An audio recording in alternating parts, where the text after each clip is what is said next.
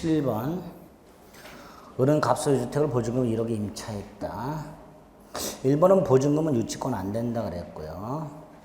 2번 금융기관은 해지는 못한다 그랬고요. 3번 아까 봤던 거 대항력권 상실하면 우선 면제권 안 되고요. 4번 임차권 등기명령 신청할 수 있다 그랬고요. 너무 쉽죠? 묵시적 갱신하면 을만, 임차인만 언제든지 해지.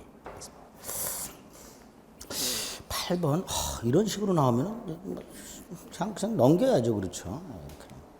이렇게 나오면 아마 실전에서 한 8줄 9줄 될 거예요. 문제가. 을소유주택을 세입자 즉 임차인 갑은 보증금 1억에 계약을 체결했고 전입신고 마쳤고 확정일자 받았다. 4월 15일 날 근저당권이 설정됐다. 병. 돈을 강압하니까 병은 근저당권을 실행했고 정이 주택의 새로운 소유자가 됐다. 대항력 갖춘 상태에서 정에게 경락됐으니까 임차인 갑은 정에게 자신의 임차권을 주장할 수 있겠지요. 기억. 다만 니은 갑이 그걸 원하지 않으면 경매될 때 계약을 해지하고 보증금을 우선 변제받을 수 있을 것이고요. 니은 틀렸고요. 디귿이 밑으로 가야 되는데 정이 임대인지를 승계할 때 을은 갑에 대한 보증금 반환 채무를 면하지요. 정이 보증금 반환 채무를 승계하니까. 5. 리을 계약 전에 이미 다른 저당권이 설정돼 있다. 그러면 갑의 임차권은 소멸한다. 미음 보증금 반환 채권만을 일반인이 양수받았을 때는 얘는 우선 변제 받을 수가 없다. 보증금 반환 채권만을 양수한 사람은. 그래서 문제 자체는 그렇게 어렵지 않아요. 그렇죠? 지문 자체는 그렇게 어렵지 않은데 읽을 때 읽는 문제 자체도 어렵지 않은데 이제 기니까 시간이 좀 걸리고 그렇습니다. 자, 9번에 1번 본 거, 2번도 3번도 3번 꼭 기억하셔야 했죠. 기간이 끝났지만 보증금을 반환하지 못하면 임대강의는 존속한다. 4번 다가구는 집업만, 다세대는 동호수까지. 전입신고와 관련해서 5번이 틀렸고요. 저당권 설정된 주택을 임차한 사람은 대항력권을 갖췄다 하더라도 주택이 경매되면 경락인에게 대항할 수가 없다. 자, 10번. 을이 임차인 대항력권 갖추고 확정일자까지 받았어요. 자, 1번 이제 어렵지 않고요. 을이 갑소유주택을 했으니까 임차인이 소유권을 취득했으니까 혼동으로 임차권 소멸하겠지요. 당연히 2번 대지만 산 사람을 임대인을 지위를 승계한다고 할 수는 없을 것이고요. 주택 양수인이라고 할 수는 없을 것이고요. 임대차 존속기간이 종료된 후에 병에게 양도했다. 그럼 보증금 반환받을 때까지는 임대차는 존속하는 걸로. 4번 을이 대항력권 갖추기 전후 각각 병정저당권이 설정됐다. 경매가 되면 무에게는 대항을 못하니까 선순위 저당권이 있었기 때문에 무에게 보증금 반환 청구할 수 없다. 4번도 보증금 반환 청구할 수 없다. 옳은 지문이군요. 선순위 저당권이 있기 때문에 을은 무에게 대항할 수 없고 따라서 보증금 반환 청구할 수 없고 틀린 거 오르라는 거군요. 다만 병의 저당권이 경락인이 경락대금을 완납하기 전까지만 소멸하면 되죠. 근데 경매 개시 결정 전에 이미 소멸했어요. 그러면 경락인에게 임차권 주장할 수 있다. 이렇게 되겠죠. 다만 이 경매 개시 결정 전을 종기로 보면 틀린 지문이에요. 언제까지만 소멸하면 돼요? 경락인이 경락됨을 완납할 때까지 소멸하면 돼요. 경매 개시 결정 전까지를 종기로 봐버리면 5번도 틀린 지문이에요. 그렇죠? 이거를 경매 개시 결정, 그 결정에 대한 등기, 그리고 경매 절차의 진행, 경락 허가 결정, 경매 개시 결정, 경매 개시 결정 기입 등기, 그 다음에 매각 허가 결정, 그 다음에 경락대금 완납. 요때까지만 소멸하면 돼요. 판례 할 때. 근데 지금 경매 개시 결정 전 소멸했다고 됐죠. 이거를 만약에 경매 개시 결정 전을 이게 지금 의미가 두 가지로 해석이 되는 거예요. 5번이 경매 개시 결정 전까지라고 해석을 하게 되면 5번도 틀린 거고요. 다만 경매 개시 결정 전에 이미 소멸 했다라고 해석하면 옳은 지문이고 이렇게 되는 거예요. 아시겠죠? 의미가. 11번 정저당권이 설정되어 있는 상태에서 임차인이 임차했고 전입신고했고 그 다음에 가압류 결정이 있고 그 다음에 저당권이 설정되고 저당권이 실행됐고 일단 1번 저당권자하고요 가압류 채권자는 선후를 따지지 않습니다. 그래서 저당권자가 우선한다 이런 말 하면 안 돼요. 선후를 따지지 않습니다. 2번 만약에 확정일자를 받았다면 누구보다는 우선해요. 나중에 있는 가압류권자나 또는 무보다는 우선하겠죠. 그러나 병보다는 우선하지 않습니다. 병은 선순위 저당권이에요. 3번이 옳은 지문이죠. 선순위 저당권이 있으니까 경매를 통해서 임차권은 소멸합니다. 따라서 경락인 A에게 대항할 수 없으니까 A에게 주택을 인도해야 되지요. 당연히 4번 확정일자를 받지 않았으니까 우선변제권 인정 안 될 거고요. 5번 갑은 배당만 요구할 수 있을 뿐 A에게 대항력을 주장할 수는 없다 그랬습니다. 옳은 것은 3번입니다. 선순위 저당권이 있을 때를 조심해 주시면 됩니다. 12번 아까 다가구는 집업만 1다세대는 동호수까지 따라서 1번 X. 그 다음에 2번도 좀 최근에 잘 나오는 지문인데요. 주택 임차인이 전세권 등기했을 때 전세권자로서의 지위와 주택 임차인으로서는 전혀 별개입니다. 따라서 임차인 지위에서 배당 요구했다. 전세권자로서는 배당 요구한 게 아닙니다. 반면에 전세권자로서 배당을 요구해서 전세권자가 배당 요구하면 소멸하잖아요. 그렇다 하더라도 임차인의 대항력이 상실되는 것은 아닙니다. 전혀 별개의 권리로 보고 있다는 거. 3번 보증금 반환 채권만 양수한 양수인데 비금융기관이라고 되어 있어요. 우선변제권 없다 그랬죠. X. 4번은 근저당권이 설정된 사무실이 나중에 주거용으로 개조가 된 다음에 임대가 됐다면 주택 임차인으로서 보호가 되니까 소액 임차인인 경우 기존 근저당권자보다 일정액을 우선 변제받을 수 있게 됩니다. 4번.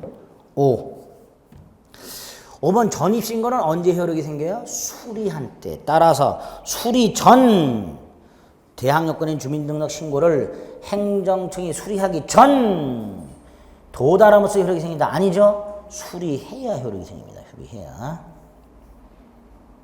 13번에 1번도 아까 12번에 2번과 같이 최선순위 전세권자로서의 지위와 주택 임차인의 지위 가진 자가 전세권자 지위에서 경매를 신청했다 하더라도 주택 임차인으로서의 대항력은 그대로 인정. 2번도 그래서 틀린 거고요.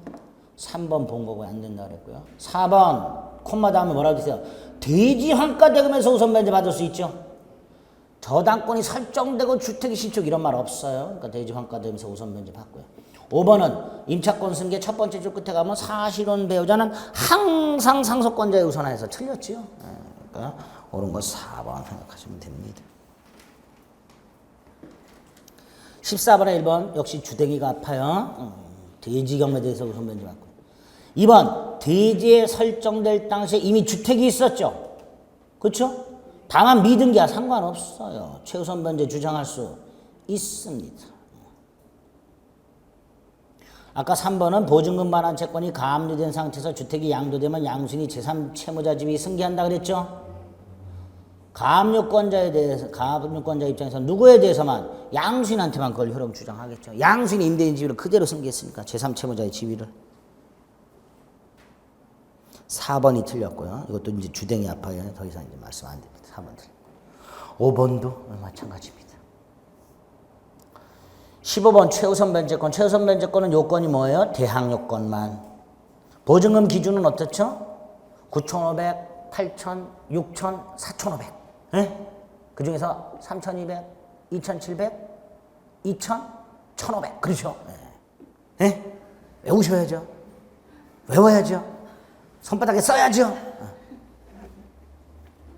외우세요. 2번 맞았죠. 3번 주임법 상위법 공히 그 일정액은 주택가액 상가건물가액의 2분의 1을 초과하지 못한다. 4번 드디어 나왔네요. 대지 저당권 설정 후 건물 신축. 드디어 나왔어. 대지 환가대금에서는 안 돼. 우선변제, 최우선변제 안 돼. 5번은 봤던 거 감액을 통해서 소액 임차인이 있다면 보호된다 그랬고요. 16번에 1번 더 이상 언급을 회피합니다. 2번도 3번도 대지 저당권 설정 후 건물 신축 안 돼. 대지 환가대금에서는 안 돼. 그 다음에 4번은 소액 임차인으로서 일정액을 최우선 변제 받고 나머지는 우선 변제 받고 이렇게 할 수 있죠. 확정일자까지 갖췄다면. 5번은 가장임대차 주임법 적용 안 돼. 가장임대차 주임법 적용 안 돼. 17번 소액임차인. 자, 소액임차인이 보증금 중 일정액을 우선 변제 받으려면 경매법원 쫓아가서 뭐 해야 돼요? 배당 요구. 그래서 주택임차인의 우선 변제권이나 최우선 변제권은 원칙적으로 배당 요구해야 되는 채권이에요. 언제까지 해야 돼요? 배당 요구 종기까지. 다만 아까 주택임차인이 임대차가 끝났는데도 불구하고 보증금을 돌려받지 못하면 보증금 반환 청구 소송을 제기해서 승소 판결을 받아서 강제 경매에 넣을 수 있다 했죠. 이 강제 경매 자체가 배당 요구예요. 그러니까 주택임차인이 스스로 경매를 신청했을 때는 따로 배당 요구할 필요가 없겠죠. 그때는. 2번 배당 요구해야 된다. 1번은 뭐라고 돼 있어요? 매매대금에서 우선 변제나 최우선 안 되죠. 아까 민사집행법상 경매, 국세징수법상 공매대금에서 매매대금 이런 게 아니라 뭐 우선 변제라는 게 있을 수 없잖아요. 여기에서는. 그렇죠? 1번이 틀렸고요. 2번 옳은지문 3번도 봤다는 거. 4번은요. 소액 임차인의 경우에 주택과 대지가 모두 경매될 때 주택경매대금하고 아까 뭐 예컨대 서울 같은 경우 9,500 중에 3,200을 최우선 변제 받잖아요. 이거를 주택경매대가와 대지경매대가에서 나눠서 배당해야 되죠. 여기에 공동저당 368조 1항 안분배당이 적용돼요. 그래서 안분해서 배당한다. 한 놈이 더 있어요. 이 소액 임차인 말고 당해세 채권. 당해세 채권도 안분배당해 줍니다. 여러 개가 동시에 배당할 때. 공동저당권처럼 안분배당 받는 애들이 둘이 더 있다. 소액 임차인하고 당해세 채권. 다 최우선 변제 받는 애들이죠. 네. 아이고 5번 주둥이가 너덜너덜해졌어. 18번 2013년 2월 1일 서울 7천만 원. 임대기간 1년, 입주와 동시에 주민등록. 자, 일단요. 차임 증감 청구 생각해 보세요. 민법에는 그런 제한이 없는데 주택임대차에는 증액 청구 제한 있죠. 두 가지 제한 있죠. 20분의 1을 초과해서 증액 청구할 수 없고 계약을 하거나 증액을 한 후에 1년 내 재증액 청구 못하죠. 18번에 보면 계약이 13년 2월 1일이에요. 그렇죠? 근데 1번 보니까 2014년 1월 1일이에요. 1년 아직 안 됐죠? 증액 청구 자체가 안 됩니다. 나아가 만약에 2014년 3월 1일 뭐 이렇게 됐으면 1년 지났으니까 증액 청구하는데 그래도 500만 원은 아니에요. 얼마? 350. 7천에 20분의 1 이렇게 되죠. 이래저래 틀렸어요.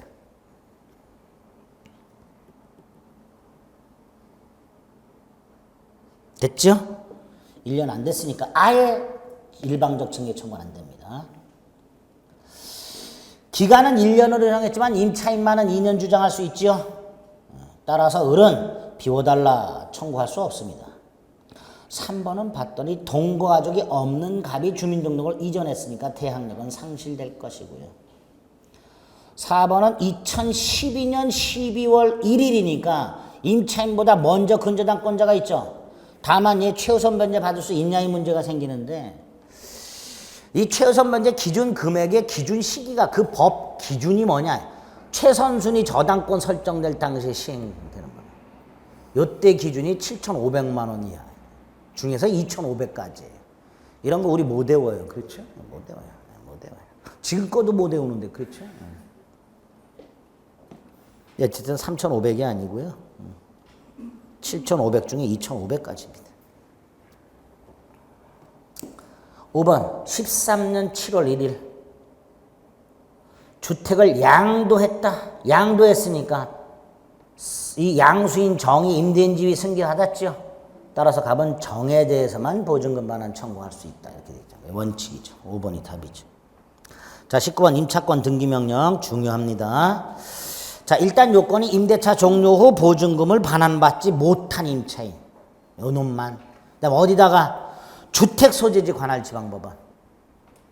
임대인 주소지가 아니라. 그랬죠? 만약에 법원이 기각 결정하면 항고할 수 있고요.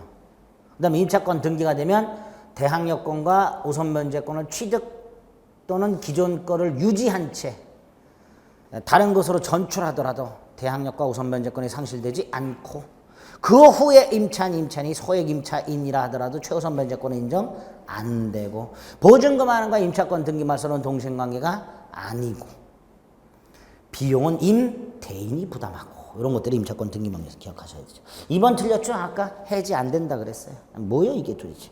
금융기관에 해지 안 된다.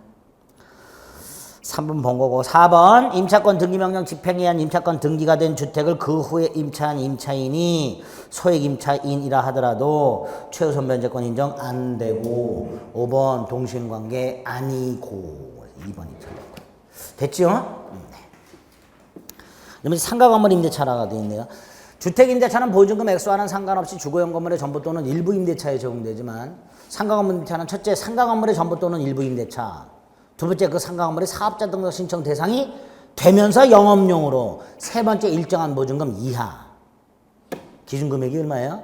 432418 네, 432418 현재 기준금액이 이때 이 보증금 계산할 때 환산보증금 플러스 월단위 차임 곱하기 1분의 100 100이죠. 100을 곱한 금액이 환산보증금이다. 다만 이걸 초과하는 임대차 상위법 적용된다 안 된다?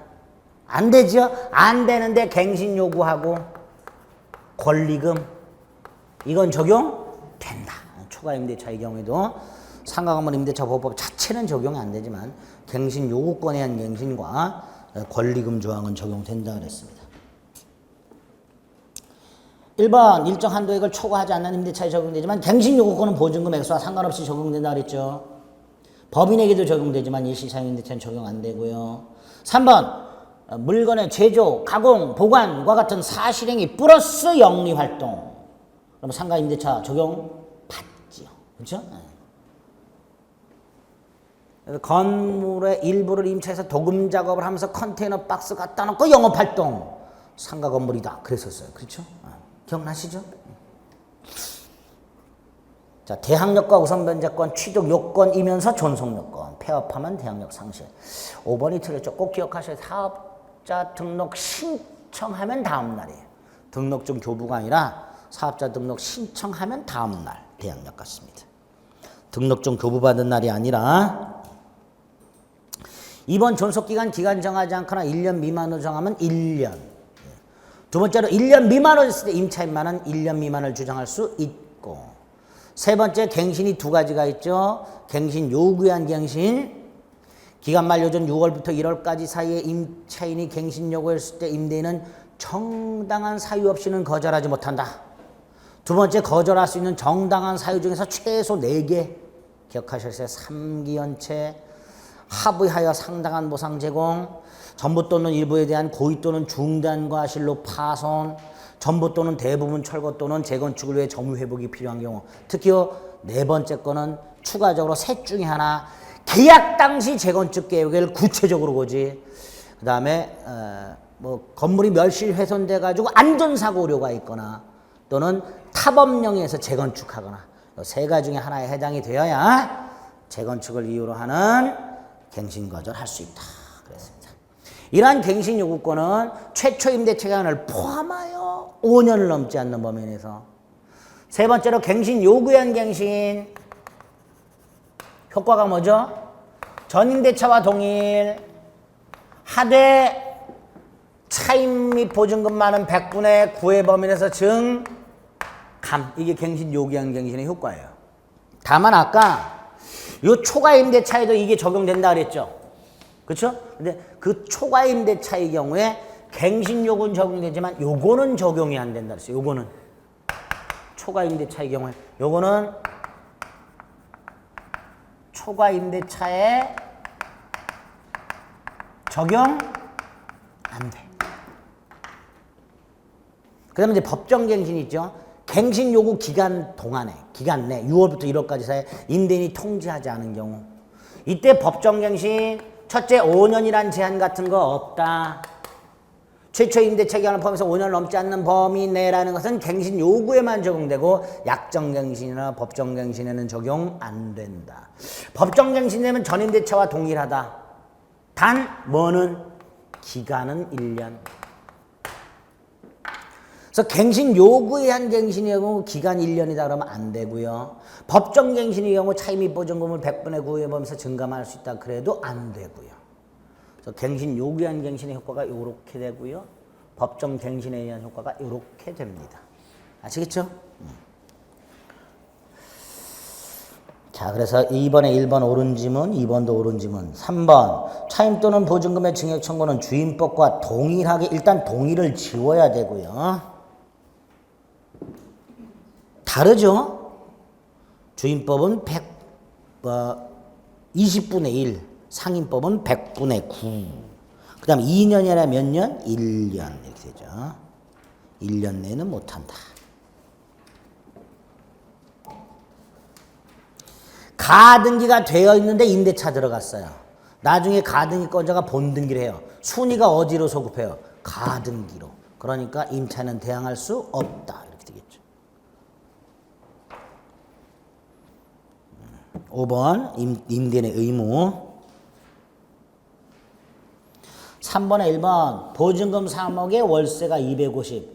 상임법 적용되나 확인해 봤더니 250에다 100을 곱하면 2억 5천이니까 합하면 5억 5천. 적용 안 돼.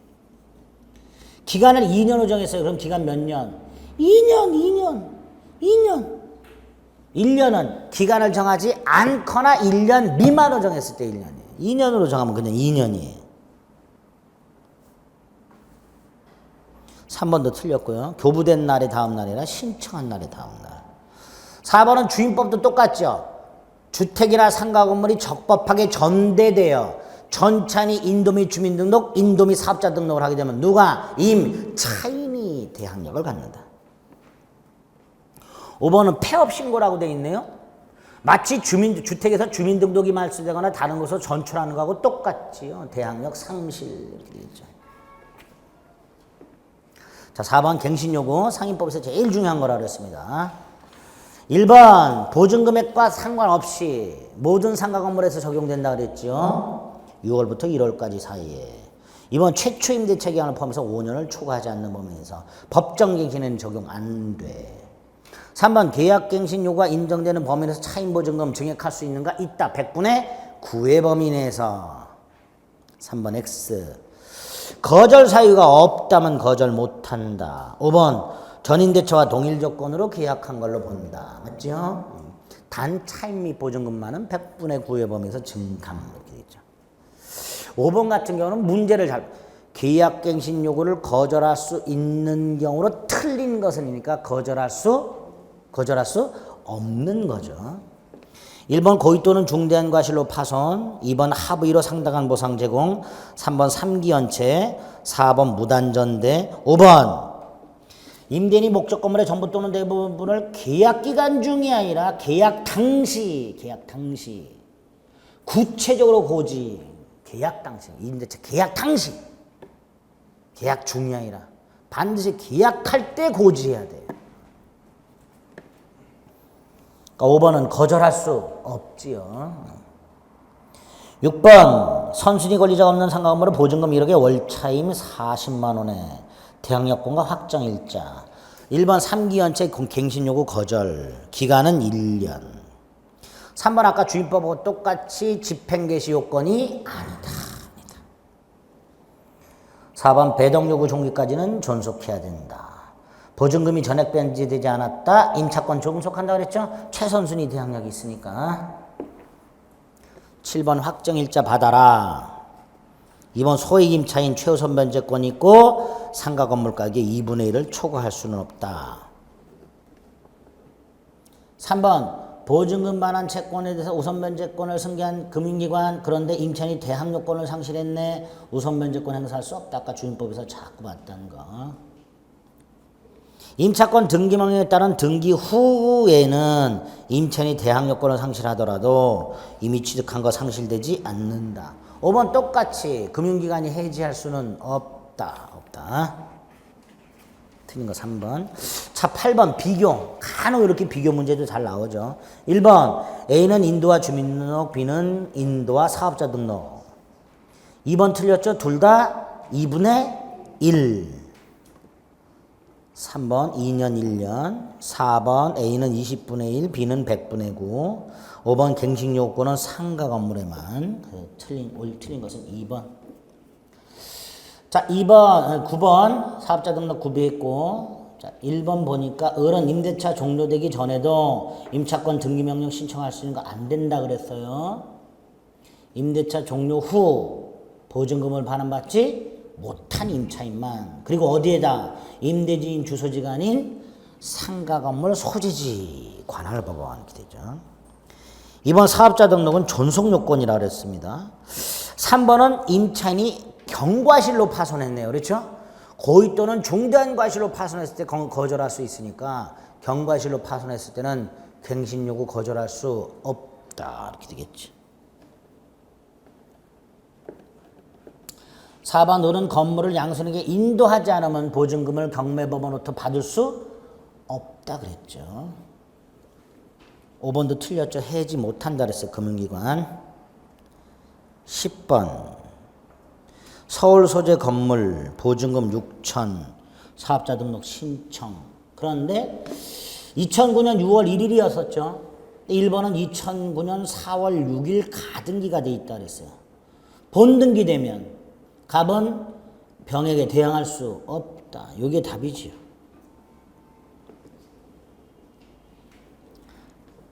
2번은 사실행위 플러스 영리활동이니까 상가건물 임대차보호법 적용될 것이고요.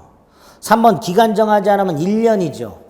그러니까 2009년 6월 1일부터 2010년 5월 말까지 11년이라 10년이죠. 4번은 경과실로 파손했으니까 갱신 요구할 수 있고요. 보증금 외에 100만 원의 차임을 지급했으니까 총 보증금이 얼마예요? 7천이죠. 그렇죠? 환산 보증금이 얼마예요? 아니다. 1억 6천이네. 호유 큰일 날 뻔했네. 100 곱하기 100이니까 1억 6천이네. 1억 6천. 그렇죠? 1억 6천. 6천 플러스 100 곱하기 100. 1억 6천. 자, 가등기 담보 등에 관한 법률은 더 쉬워요. 딱 두 개만 정리하시면 돼요. 하나는 적용 범위.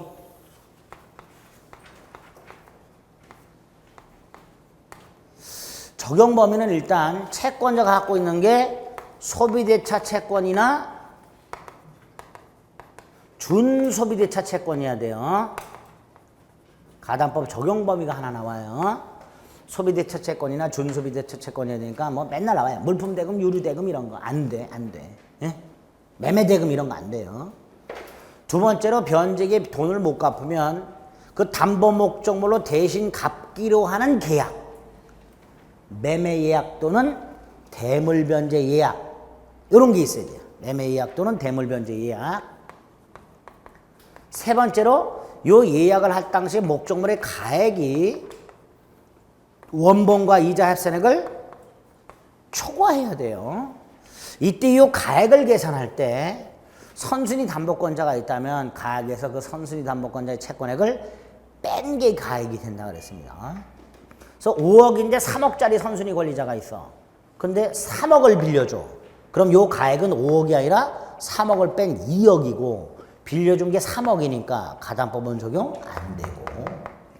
마지막으로 반드시 채권자 이름으로 가등기나 소유권 등기가 되어 있어야 돼요. 그리고 가등기나 소유권 등기가 되어 있어지니까 당연히 동사는 돼요, 안 돼요? 맨날 고려청자가 나와요. 고려청. 왜 고려청자가 나오는지 모르겠네. 하여튼 가담법 적용 안 됩니다. 근데 가담법 적용 범위에 관련된 내용을 하나 딱 머릿속에 넣으셔야 돼요. 그래서 가담법 적용 범위에 관련된 문제 나왔다. 적용되냐 안 되냐 골라낼 수 있어야 됩니다. 두 번째가 변제액의 돈을 갚지 않을 때 가등기 담보권자가 자신의 권리를 실행하는 방법이 두 개예요. 임의경매를 신청하거나 소유권을 자신에게 귀속시키고 뭐 하는 거? 청산하는 이 두 가지 방법. 그래서 맨날 귀속 청산만 할 수 있다 이렇게 돼요. 아니에요. 경매 신청도 돼요. 어쨌든 이 두 가지 방법인데 그 중에 요거 경매 신청할 때는 저당권으로 봐요. 가등기 된 때 저당권 등기가 된 걸로 보고 우선순위에 따라서 배당을 받으면 됩니다. 근데 요거는 소유권 취득하는 거죠. 그 절차가 변제기 후에 실행을 통지하고 가등기 담보권자가 못 기다리겠다, 소유권 가져가겠다, 실행을 통지하고 그 통지가 누구한테? 채무자 등, 채무자 물상보증인 제3취득자. 그 사람들의 통지가 도달한 다음에 2달 청산기간 지난 후에 청산금 지급하고 가등기권자는 뭐 함으로써? 본등기함으로써 양도나 매도 담보권자는 이미 등기가 되어 있으니까 소유권을 취득한다. 요게 청산 절차라고 그랬어요. 자, 먼저 통지. 청산금을 통지합니다. 변제기 후라면 언제든지 서면 또는 구두. 그 다음에 통지의 구체적인 내용은 청산금인데 이 청산금은 통지 당시 가액에서 자신의 채권 빼고요. 선순위 권리자 것도 빼고요. 최우선 변제 받는 애들이 있을 수 있죠. 얘네들 거 뺀, 그 일정액을 뺀 나머지가 청산금이 되는데 이 청산금은 주관적 평가액에도 무방하고 청산금이 없다면 없다는 뜻도 반드시 통지하고 이렇게 되죠. 그 다음에 후순위 권리자가 있으면 채무자 등에게 청산금 통지가 도달 후 지체 없이 후순위 권리자에게도 통지하라. 이 후순위 권리자를 보호하는 장치가 몇 가지가 있는데 첫째가 청산기간 내에는 가등기 담보권자가 청산금을 지급하거나 채무자가 청산금에 대한 권리를 양도 처분하지 못하고 만약에 기간 내 가등기 담보권자가 청산금을 지급하거나 채무자 등이 청산금에 관한 권리를 처분했다면 후순위 권리자에게 대항하지 못한다. 첫 번째. 두 번째로 후순위 권리자는 통지받은 청산금에 불만이 있다면 청산 기간 내에 하나요. 자신의 채권이 변제가 도래하지 않았다 하더라도 목적물의 경매를 신청할 수 있다. 세 번째로 통지받은 청산금에 불만이 없다면 후순위 권리자는 청산기간이 경과될 때까지 기다렸다가 가등기 담보권자에게 직접 청산금의 범위 내에서 자신의 채권 변제를 청구할 수 있고 네 번째로 후순위 권리자 중에서 이 목적물에 대항력을 갖춘 임차인이 있다. 그럼 그 임차인이 지금 목적물로 사용수익하고 있겠죠. 이 가등기 담보권자가 나중에 청산 절차를 딱 거치면 소유권을 취득할 거 아닙니까? 소유권을 취득한 상태에서 얘한테 인도를 청구하면 얘는 인도해야 되잖아요. 후순위 권리자니까. 그래 안 그래요? 아파트를 내가 가등기 담보를 갖고 있었는데 거기에 새로운 임차인이 들어와서 인도 및 주민등록을 해서 대항력을 갖고 있어요. 그러나 아무리 대항력을 갖고 있다 하더라도 내가 본등기하면 나는 가등기한테로 순위가 속하니까 얘는 집을 비워줘야 되는데 그 가등기 후 대항력을 갖춘 임차인이 본등기한 가등기 담보권자가 그 물건에 대한 인도를 청구할 때 청산금의 범위 내에서 자신의 보증금을 반환받을 때까지 인도를 거절할 수 있는 동시 이행의 합병권이 인정이 됩니다. 그래서 후순위 권리자 보호장치 4개. 청산기간이 지났다. 첫째, 가등기 담보권자는 정당한 평가된 청산금을 지급해야 될 것이고요. 따라서 채무자 등은 청산기간이 경과한 후에도 정당하게 평가된 청산금을 지급받을 때까지 자신의 채무를 변제하고 가등이나 소유권 등기 말소를 청구할 수 있다. 단 청산기간이 변제가 경과한 후 10년이 지나거나 목적물이 선의 제3자에게 소유권이 취득이 되면 더 이상 변제하고 가등이나 소유권 등기 말소를 청구할 수는 없다. 그런 것들 기억하시면 되죠. 그 정도가 가장 기본이 되는 거예요. 그 그 다음에 이제 찌질이 몇 가지, 뭐 자기가 통제한 액수 다툴 수 없다는 둥, 법정상권 인정되는데 지료 및 존속기간은 법원이 결정하는 것들.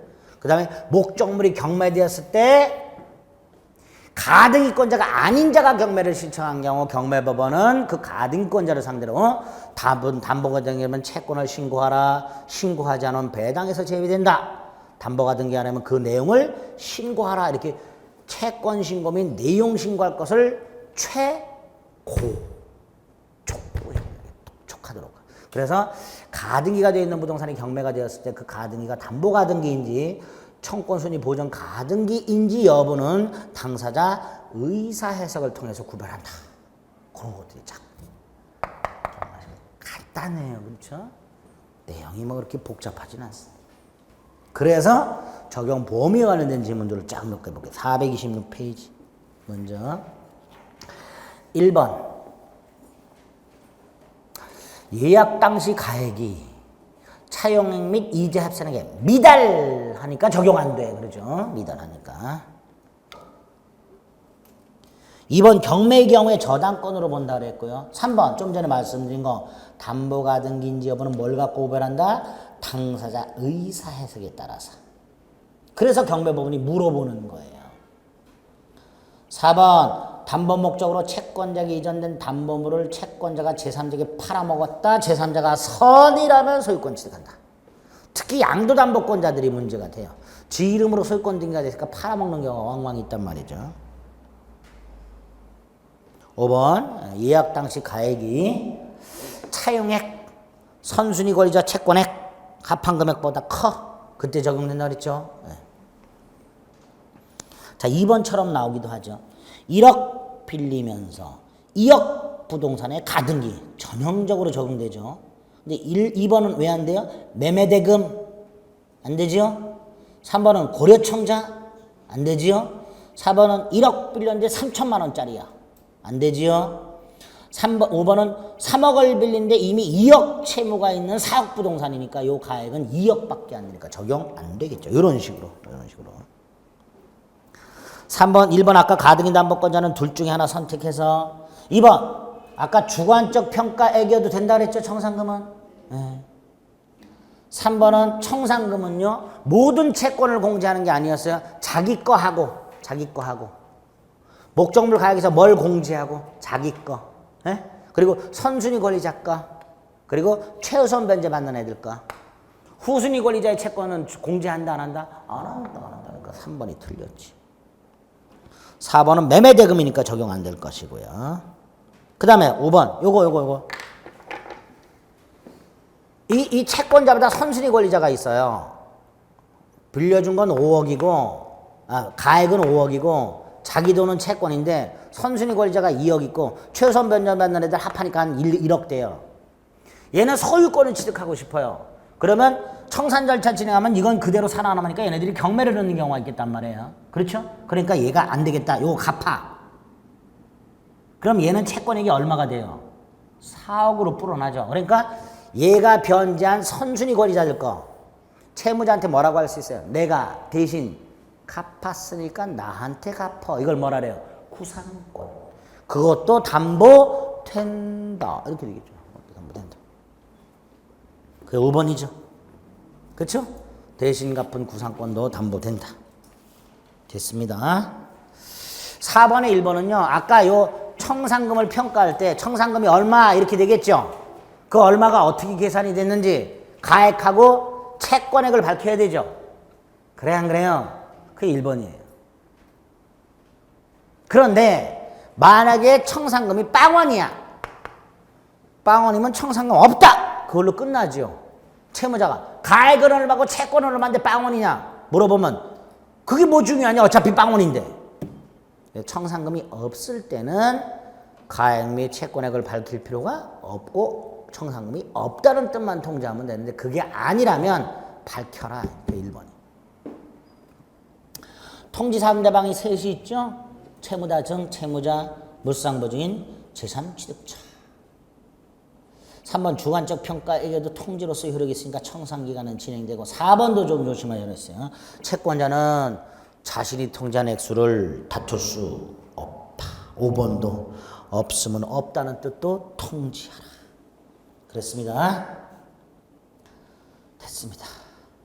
자, 5번에 2번 꼭 기억하셔야 되죠. 후순위 권리자는 청산기간 내에 하나요. 자신의 채권이 변제가 도래하기 전이라도 경매 청구할 수 있다. 청산기간에 한정하여 변제기 도래 전이라도 경매를 청구할 수 있다. 그랬습니다. 2번 꼭 기억하셔야 되고요. 3번 틀렸죠? 채권에게 미달해서 청산금이 없다 하더라도 반드시 실행 통지하라세요. 반드시.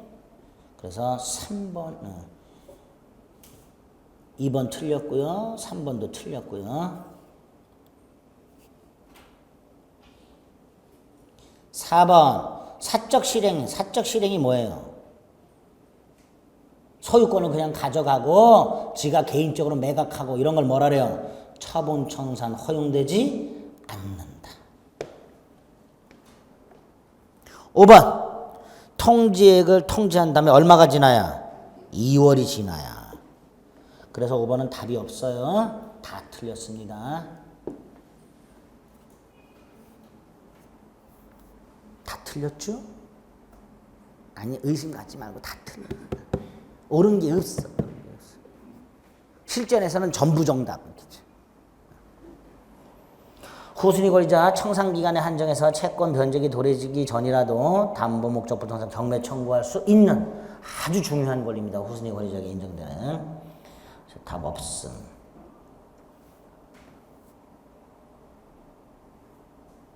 6번의 기억 저당권과 똑같이 본다. 귀속청산 통지 후 2달이 지나야 한다. 디귿 후순위 권리자는 어때요? 청산금 범위에서 직접 자신에게 자신 채권을 변제할 거 청구할 수 있지요. 후순위 권리자들. 당연히 저당권하고 똑같으니까 채권하고 담보권 팔아먹을 수 있죠. 이때 채권은 양도 통지하면 되고요. 가등기 담보권은 부기 등기로 이전 등기해주면 되고요.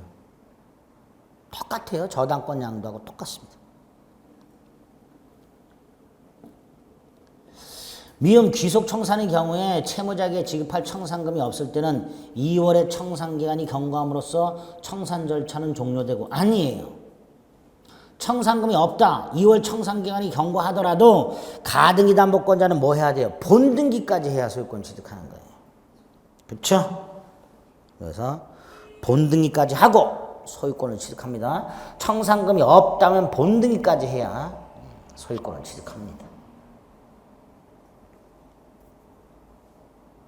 그래서 소유권을 취득해야 사용세입권이 담보 가등기 권리자에게 넘어가요. 그래서 미음 조금 애매해요. 청산기간이 지나는 순간 청산 절차는 종료가 돼요. 청산 절차는 종료가 되지만 마무리는 가등기 타자와 뭐까지 해야 돼요? 본등기까지 해야 소유권 취득합니다. 소유권을 취득해야 사용세입권이 넘어가는 거예요. 그렇게 기억하셔야 돼요. 그래서 옳은 것은 지금 기억, 니은, 디귿이고요. 미음은 정확하게 좀 기억을 해 주셔야 돼요.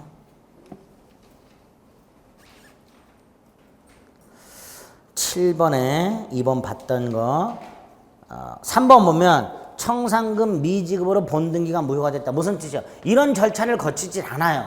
거치지 않고 본등기 해버리면 무효예요. 근데 이 상태에서 통지하고 2달 지나면 즉 청산 절차를 거치면 무효였던 등기가 뭘로? 유효한 등기로 바뀐다 그랬습니다. 3번이 틀린 거고요. 4번 상대방이 여럿이면 한 놈이라도 누락하면 안 된다 그랬습니다. 전원에게 통지하라 그랬습니다.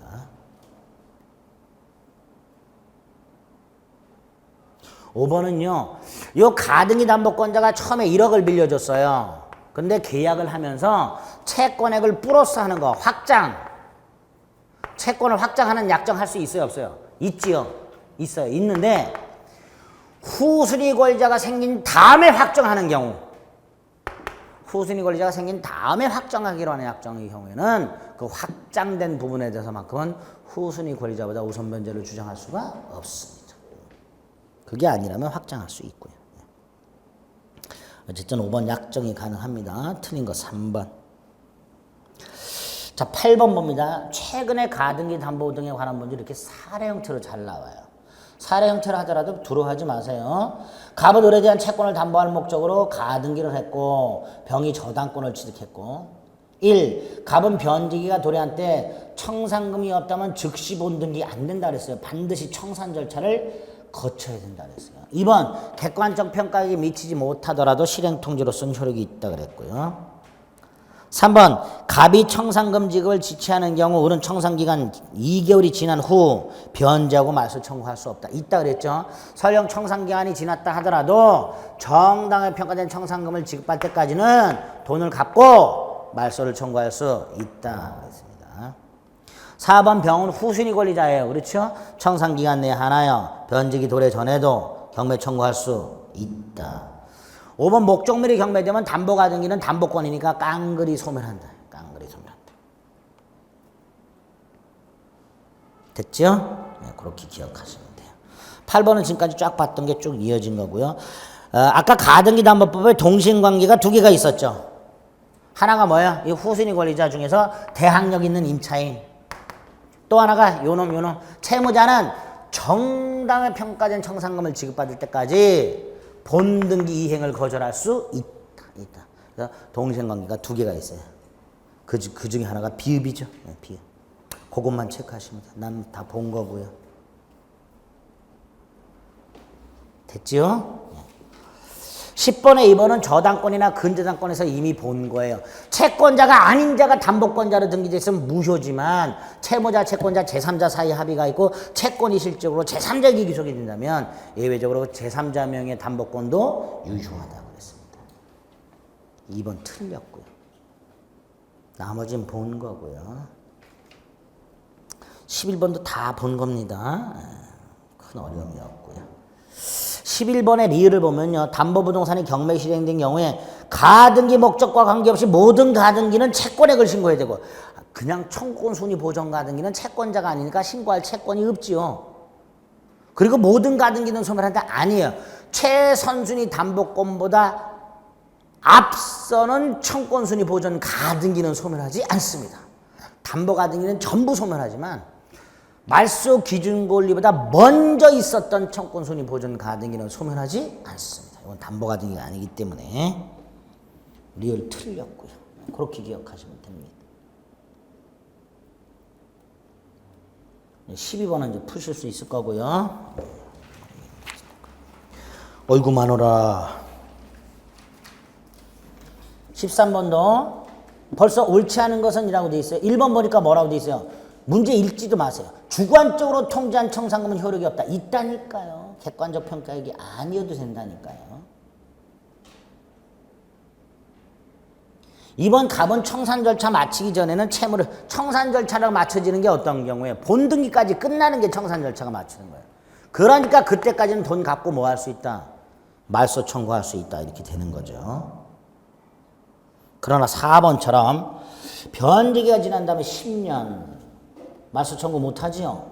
5번처럼 선의 제3자에게 팔렸어. 이때도 병이 유약의 소유권을 취득하니까 말소 청구 못한다. 이렇게 됩니다. 14번에 1번은 아까 뭐라 그랬죠? 담보 가등기권이라면 채권을 신고하라. 신고하지 않으면 배당에서 제외된다. 그러니까 1번 신고하지 않으면 우선 변제 받을 수 없다. 이렇게 되겠죠. 없다.